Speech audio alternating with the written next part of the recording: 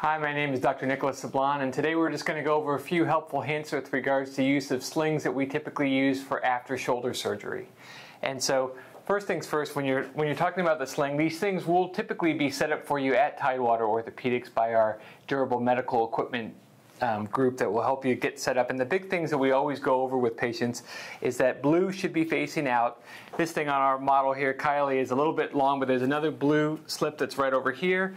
Blue should be facing towards you. The arm should be in a comfortable position with the pillow is kind of in that little nudge between right above your hip pointer over here, and the arm is just resting comfortably. If you look at it from the side over here, you'll see that the arm is kind of in line with the body right here. And the last thing I'll show you, if you turn all the way around for me, Kylie, these white stripes right here, which is the arm holder, they should be sitting on top of your wing bone right here on your shoulder. And so when we turn back around and we talk about the biggest question is how to remove these slings to take showers, which typically occur 48 to 72 hours after surgery. What our DME group always says is that there's a few clicks and then just one Velcro. So 3 clicks and 1 Velcro. So 1, 2, and 3, and a Velcro. Arm will slide out like this.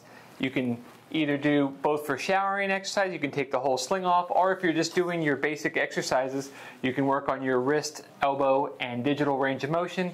And then when we put the sling back on again, you'll slide it over your sleeve,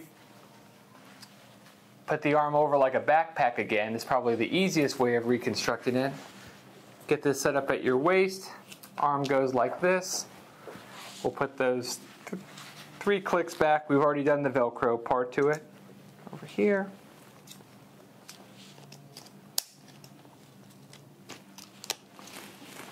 Got that.